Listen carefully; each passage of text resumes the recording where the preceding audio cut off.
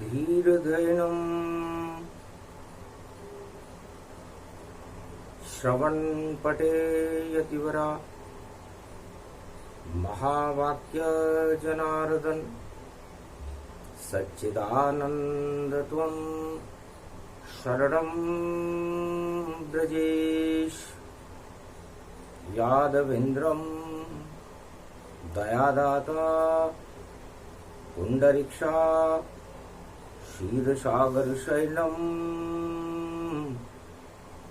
कमलनयनं नमस्तुते नमामि श्रीहरि।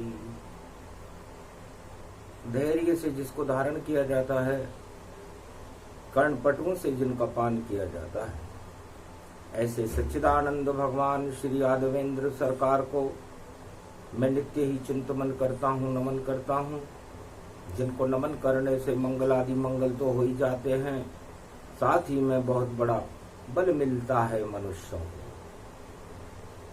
गुरुर् ब्रह्मा गुरुर्विष्णु गुरुर्नाम महेश्वर मम गुरु च कमलेश्वराय कालिंदेश्वराय कश्मीरेश्वराय द्वादश ज्योतिर्लिंगाय सौराष्ट्रै सोमनाथच्च श्रीशैले मल्लिकार्जुनम् उज्जयिन्यां महाकालं मोकारं ममलेश्वरं परल्यां वैद्यनाथं च डाकिन्यां भीमशङ्करं सेतुबन्धे तु रामेशं नागेशं दारुकावने वाराणस्यां तु विश्वेशं त्र्यम्बकं गौतमी तटे हिमालये तु केदारं घुष्मेशं च शिवालये एतानि ज्योतिर्लिङ्गानि स्वयं प्रातः नर सप्तजन्म कृतं पापं स्मरणेनं विनश्यति। सोम प्रदोष पड़े कल युग में और पंचक खड़ा सामने आए,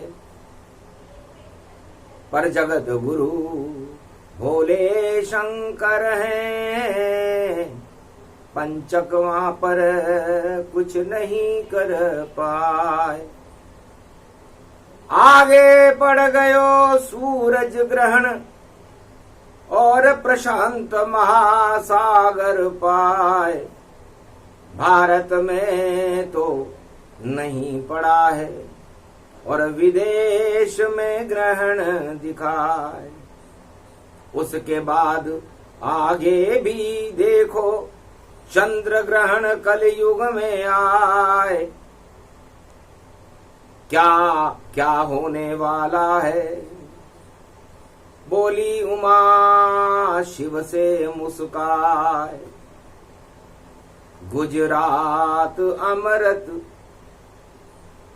रूप जानो, सोम छवि है आपकी,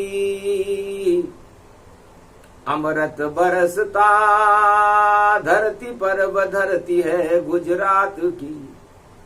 दो लिंग ज्योति गुजरात में और अमर रूप छवि आपकी, और बस गए श्री कृष्ण देखो सुंदर छवि द्वारका नाथ की। आप बसे गुजरात में, कृष्ण बजे गुजरात, और क्या लीला है आपकी हमें सुनाओ नाथ। महाराज, ये गुजरात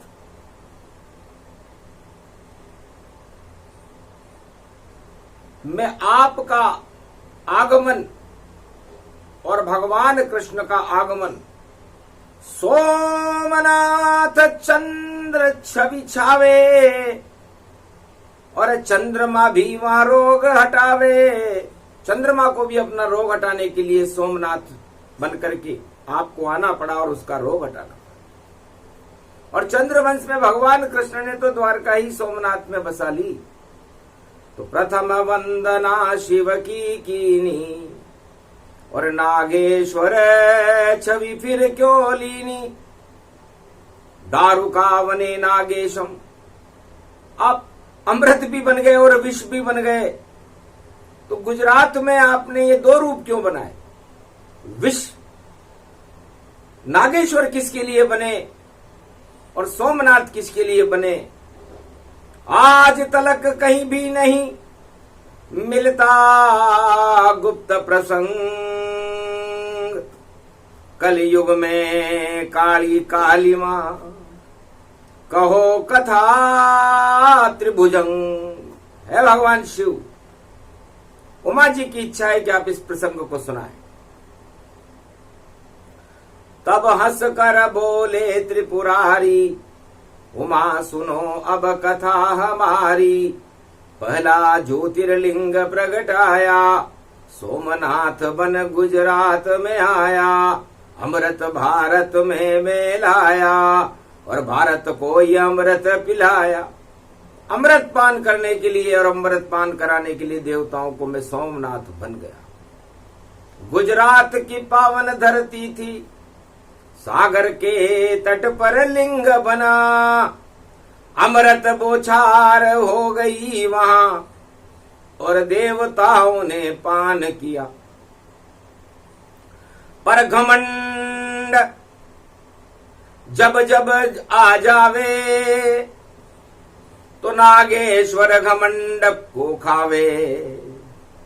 तो जितनी दानव शक्तियां या मानव दानव हो या कोई भी राजा गुजरात में, उसके घमंड जब हो, उस घमंड को हटाते हैं और नागेश्वर भगवान और जितने घमंडी जगत में और करा दे विषपान। इस घमंड को हम विषपान करा देते हैं और देवताओं को अमृतपान करा देते हैं। गुजरात की धरती में खासियत है ये, और गुजरात बड़ा शक्तिशाली और गुजरात की रक्षा में देखो और खड़ी हुई मां की काली। तो अंबुजा दुर्गा बड़ी और देखो गुजरात में जानिए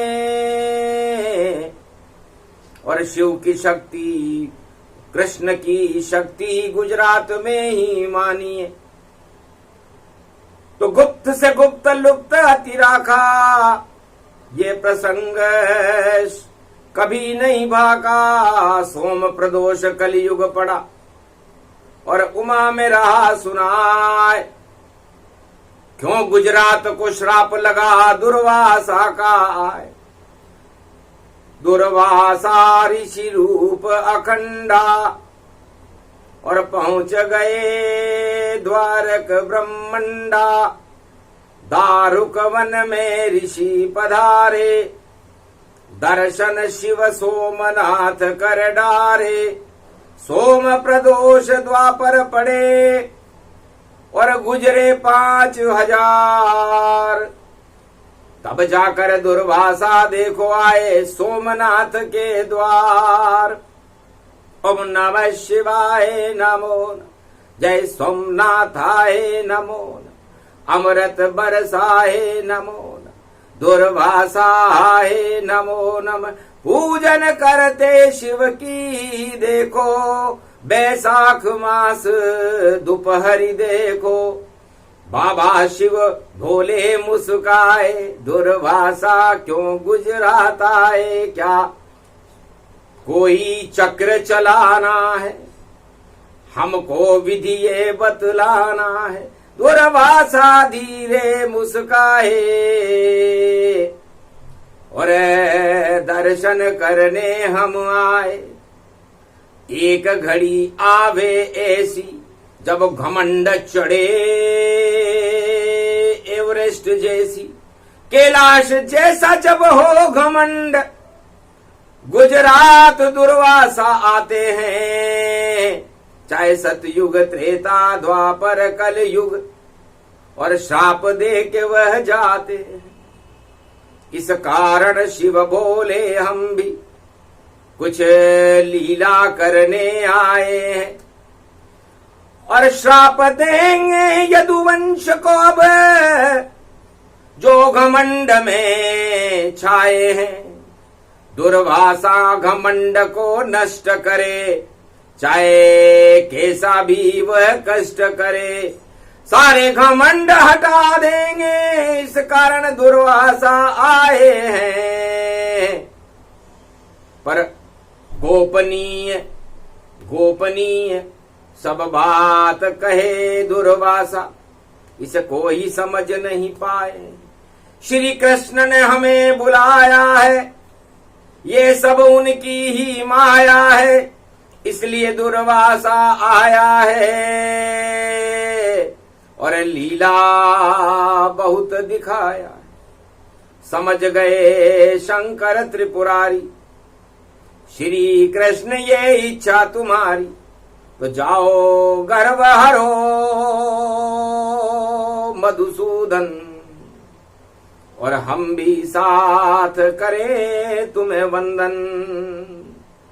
जब इच्छा हुई शाम की तो महाभारत करवाए, जितने घमंडी दुर्योधन कौरव थे भारत से दिए हटाए। भगवान कृष्ण गर्वहारी हैं उमा, और उनका जन्म ही गर्व और घमंड को नष्ट करने के लिए आज से 5686 वर्ष पहले मथुरा की जेल में, कंस की जेल में हुआ, और जेल में ही खेल कर दिया। हट गए कंस घमंड सभी, और पालिया राजाओं ने दंड सभी, और महाभारत मैदान खड़े, और कौरव सेना पाखंड हटी। 18 क्षोणी सेना का और दिया घमंड हटाए, धर्मराज भारत बना और पांडवराज प्रगटाए। आज से 5686 वर्ष पहले पांडवों का राज भारत में हुआ। धर्मराज की स्थापना भगवान कृष्ण ने पांडवों को और अर्जुन को गीता सुनाकर की। इसलिए भारत धर्मराज का देश है, धर्म का देश है और भगवान का देश है। और जब यहाँ कोई घमंड करता है तो उसको हटाने राम और कृष्ण आ जाते हैं। रावण का घमंड हटाने को और श्री राम भारत आए, लंका का नाम निशान मिटा और राम राज भारत लाए। और कौरव राज और कंस राज सारे ही राज हटा डाले, सब ताज हटा दिए भारत के, जो घमंड में घूम रहे सारे। खा गए सभी घमंड को और दिया ब्रह्मांड नचाए। गीता भारत में प्रकट हो गई और धर्मराज हो ही जाए। सोम प्रदोष था उस समय भी, अगन का महीना था, और गीता अर्जुन सुन रहा था, और महाभारत के युद्ध में सारी कौरव सेना और सारा घमंड धृतराष्ट्र और दुर्योधन और 18 क्षोणी सेना का समाप्त हो। तो ये घमंड को हटाने का काम भगवान श्री कृष्ण और भगवान श्री राम करते। फिर जब लीला पूरी हुई, छोड़ा ब्रज ब्रजनाथ, और 16,108 रानियों के संग में कृष्ण चले गुजरात। कृष्ण गुजरात में चले कि वहां पर सोमनाथ का अमृत पान करेंगे, और जो घमंड करेगा उसे नागेश्वर नाग से की छाया में समाप्त करते। अजब गजब लीला रची श्री कृष्ण भगवान, और ज्ञान सुनाने लग गए और बना द्वारका धाम। द्वारका में उन्होंने समुद्र के ऊपर एक नगर बनाया। मैं भी करता था रोज दर्शन, आनंद बड़ा ही आता था। जब श्री कृष्ण की वाणी होती, सन्नाटा वहां मच जाता था। 16,108 पटरानी और ज्ञान लीन जब हो, अमृत बन गई गुजरात द्वारका। श्री कृष्णमय हो। सारी गुजरात श्री कृष्णमय हो गई। लेकिन यदुवंशन में जन्म मुरारी और 56 करोड़ यदुवंशी सारी। 56 करोड़ यदुवंशी उस समय भारत में थे और द्वारका के चक्रवर्ती सम्राट भगवान श्री कृष्ण, भारत के चक्रवर्ती सम्राट पांडव थे। तो जब चक्रवर्ती कोई बनता है तो घमंड आ जाता है और वह घमंड ही उस सत्ता को अपने आप खा जाता है।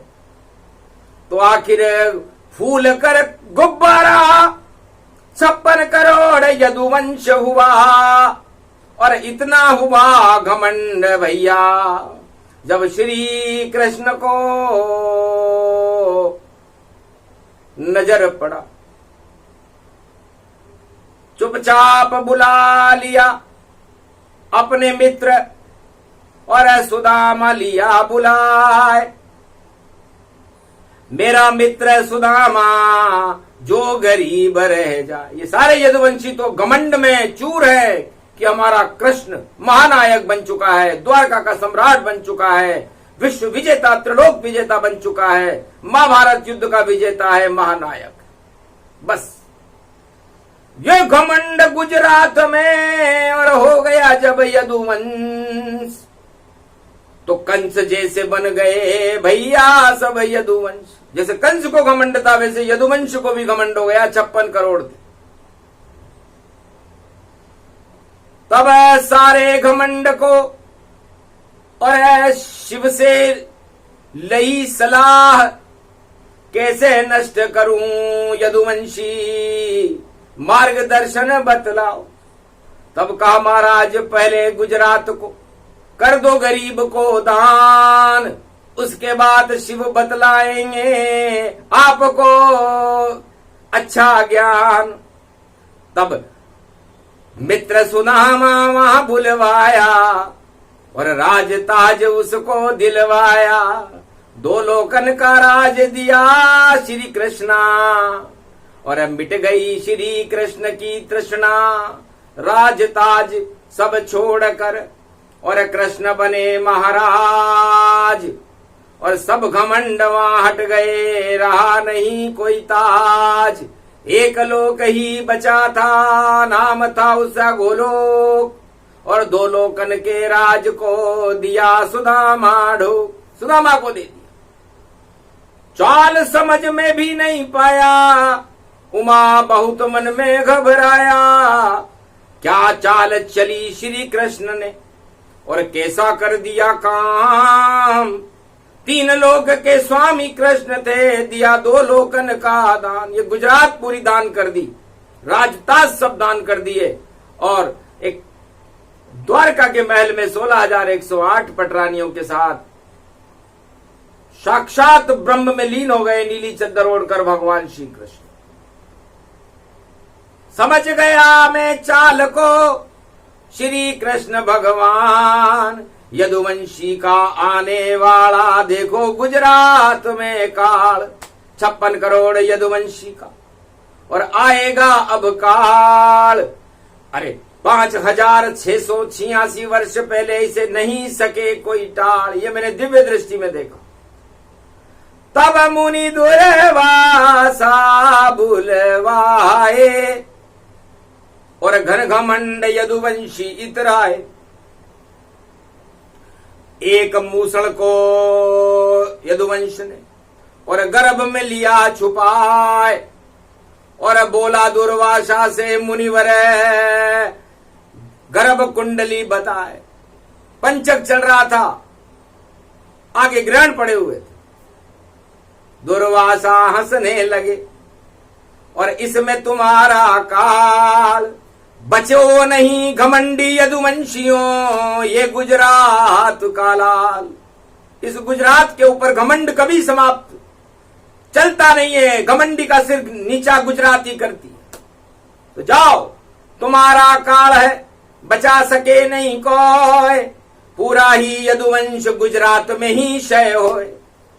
जाओ अब तुम जो करना हो कर लो सभी उपाय। अरे इसी द्वारका के सागर में डूबे तुम्हारी नाव। श्राप दिया जब मुनि दुर्वासा, पूरा भारत त्रिलोक ही कांपा। थर थर थर गुजरात हिल गई, हिल गए सोमेनाथ। नागेश्वर हिलने लगे और कृष्ण त्रिलोकी ना। भगवान शंकर ने कहा महाराज दुर्वासा ऋषि की श्राप मिल गया। 56 करोड़ यदुवंशियों को मिला है। ये 56 का अंक बड़ा खराब है। जब भी 56 का काल आता है तो 56 शब्द आ जाता है और 56 गुजरात से उठता है और गुजरात में यदुवंश का काल आ चुका। तब हंसे कृष्ण धीरे धीरे, श्री कृष्ण काल से नहीं डरते। वह तो यदुवंशी का घमंड और देखो नष्ट कृष्ण करते। नहीं देखता मैं जात पात और नहीं देखता वंश। मामा मेरा कंस था जिसे कर दिया मैंने विध्वंस। मामा कंस भी तो मेरा ही मामा था, मैंने उसे विध्वंस करने में देर नहीं लगाई। तो यदुवंश किस चीज का नाम है? हम घमंड के विरोधी हैं और इनको घमंड हो गया गुजरात की धरती पर। और गुजरात की धरती पर घमंड नहीं चलता, ब्रह्मंड चलता है। तब आए घबरा करके और यदुवंशी द्वारकेश के द्वार। महाराज श्राप मिल गया दुर्वासाकार, आया यदुवंश का काल। तब कहा घमंड तुम्हारा ही और श्राप बन के गुजरात आया। क्यों हंसी करी दुर्वासा की, इस कारण कष्ट तुम्हें आया। तो कष्ट नष्ट नहीं होएगा, मूसल कर दो नष्ट। इतने टुकड़े टुकड़े कर दो और डालो समुद्र सर्वत्र। इस मूसल के इतने टुकड़े कर दो कि आपके काल का नाम निशान न रहे। उपाय बता दिया कृष्ण ने और हंसे शंकर भगवान। धन्य धन्य भगवान कृष्ण तुम, और नष्ट यदुवंश समान। सारा यदुवंश आपने भी नष्ट कर दिया। आखिर आलसी लोग थे और मूसल कर दी चूर, चूर चूर मूसल कर दी और उंगल बची जरूर, एक उंगली के समान बच गई। उसने सोचा बहुत थक गए हम और ये अंगुल के समान क्या कर सकती। आखिर सागर में फेंक दिया उसको, मछली ने निगल लिया और तीर बनाया एक बहेलिया को और वह मछली का आहार मिला। उसमें लोहे का टुकड़ा मिला, मूसल वहां पर तैयार मिला।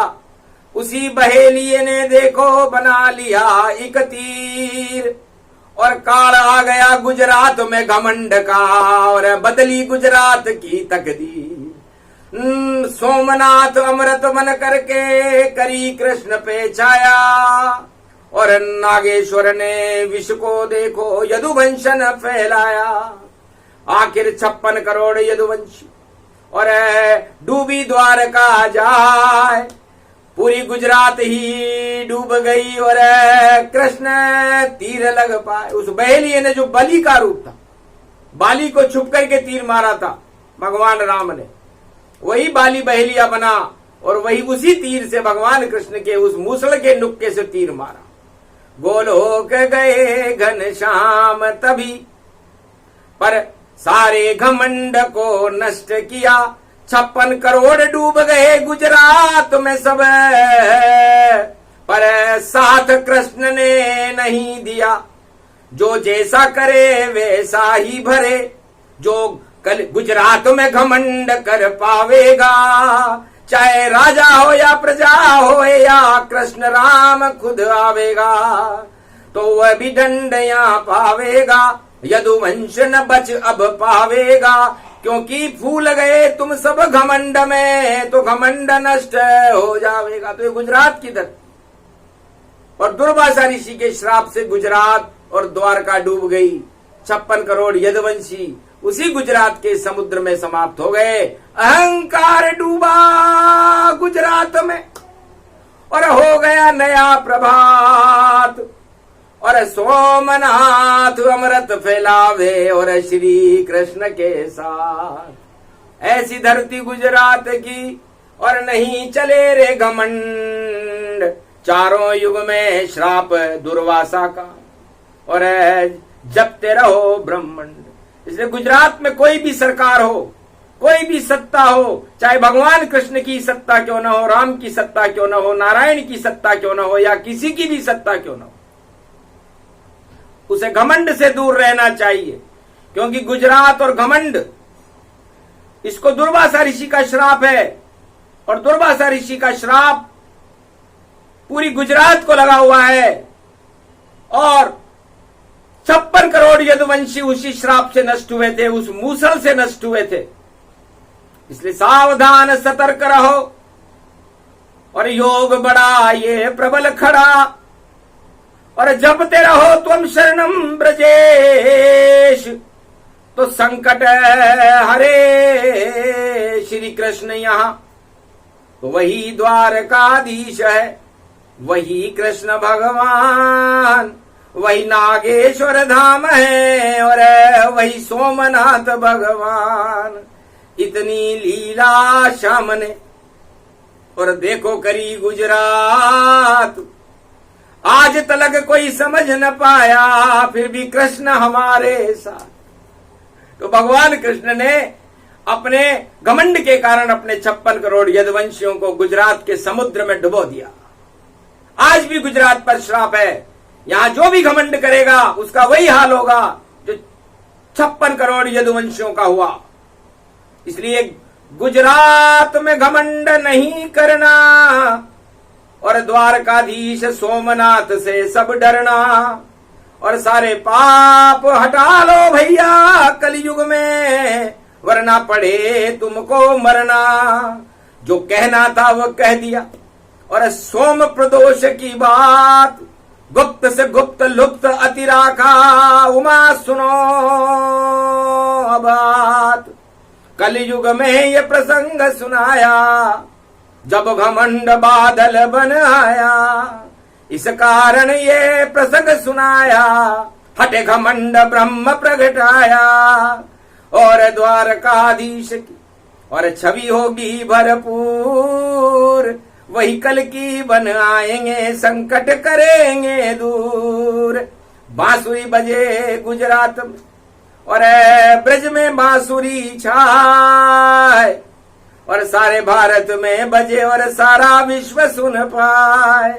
ऐसे कल की भगवान है संबलपुर में आए, और जो भी करे घमंड कलयुग में, उन सबको दे तू हटाए।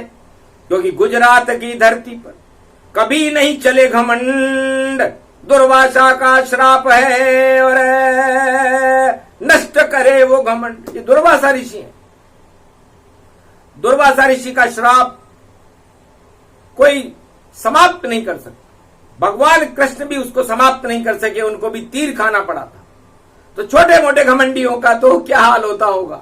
56 करोड़ यदुवंशियों से जो श्री कृष्ण के वंशज थे, उनसे जाकर पूछो कहीं नजर नहीं वह वंशज थे, नाम निशान उनका पता, और आज तक चलान न आए। उस समुद्र में डूब गए सब, और घन घमंड हट जाए। इसलिए आज भी समुद्र को बड़ा घमंड है, और जब समुद्र में चक्रवर्ती तूफान उठता है तो बड़े बड़े शहरों को और बड़े बड़े नगरों को तबाह कर दे।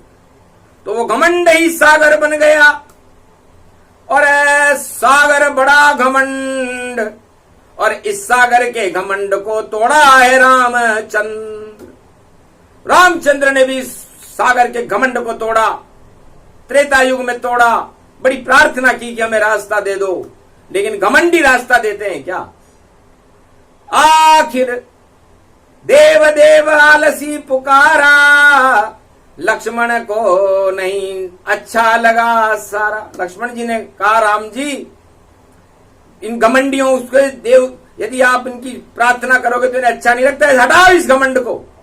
तब एक तीर उठाया राम ने और प्रत्यंचा दई चढ़ाए, आखिर घबरा गया सागर और थर थर कांप तो आए।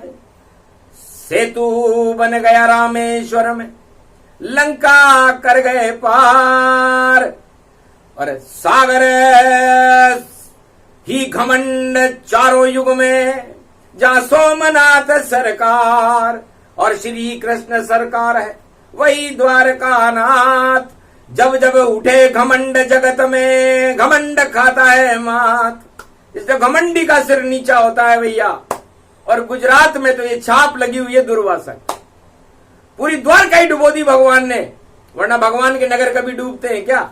लेकिन द्वारका भी सुरक्षित आज तक, और सुदामा ही राजा है। उस द्वारका के राजा गरीब होते हैं, तो आज तलक छीना नहीं उस गरीब का राज। द्वारका का सारा राज है और सुदामा है महाराज। तो इस द्वारका का राजा गरीब होता है और भगवान के करीब होता है, क्योंकि सुदामा को तो कोई घमंडी नहीं था, उसे पता ही नहीं था कि मैं 2 लोक का राज मुझे मिल जाएगा। तो जिसके पास नहीं घमंड वही कृष्ण को प्यारा है, और बाकी 56 करोड़ यदुवंशी को इस सागर ने मारा है। और द्वारकाधीश ने द्वारका को भी और जल में डुबा सब डाला है, और ऐसा कृष्ण न्यायाधीश है। और देखो गोप ग्वाल मतवाला है। तो सोम प्रदोष की कथा को और सब कुछ दिया सुनाए, चारों युग में जो घमंड करे वो मटिया मेट हो जाए। तो सोमनाथं नागनाथं आप ही श्री कृष्ण हो, चंद्र के हो वंश अमृत आप चरणामृत हो। अमृत का पान कृष्ण भगवान, दो हमें ज्ञान, घमंड करो शमशान, और हमारे को आप देव वरदान। ये कलयुग की घड़ियां हैं, मास पड़ा बैसाख, और जितने घमंड हैं जगत में उनको कर दो राख। अब घमंड नहीं शेष रहे, और प्रगटो आप ब्रह्मांड, भारत का कल्याण करो और देव दुष्टों को दंड। ये प्रसंग पूरा हुआ। सोमनाथ की छाया है, श्री कृष्ण की माया है, और नागेश्वर भी नाग बन के और दानव फुंकार लगाया है।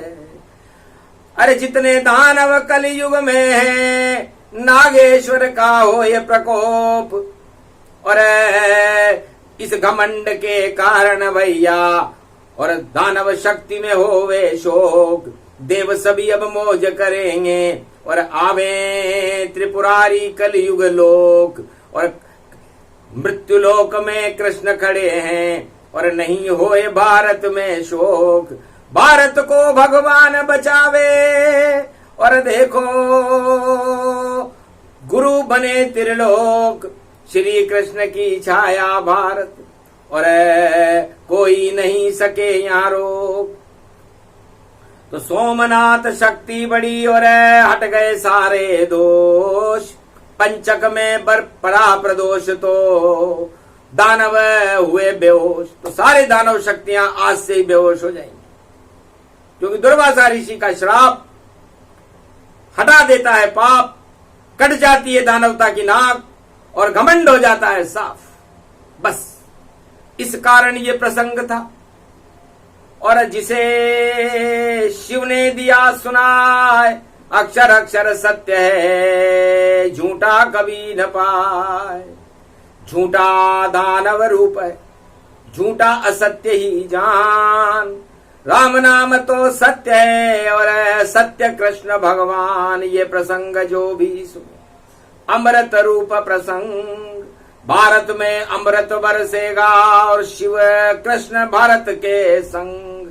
राम भारत के संग है और भारत में भगवान। 21वीं सदी में भारत का और करे भक्तों का कल्याण। जो भी प्रसंग सुनेगा ये उनको मिले वरदान। राम कृष्ण की कृपा हो शिव भगवान। बोलो द्वारकाधीश भगवान की, सोमनाथ भगवान की, नागेश्वर भगवान की, भगवान श्री कृष्ण ब्रजनाथ बांके बिहारी लाल की जय।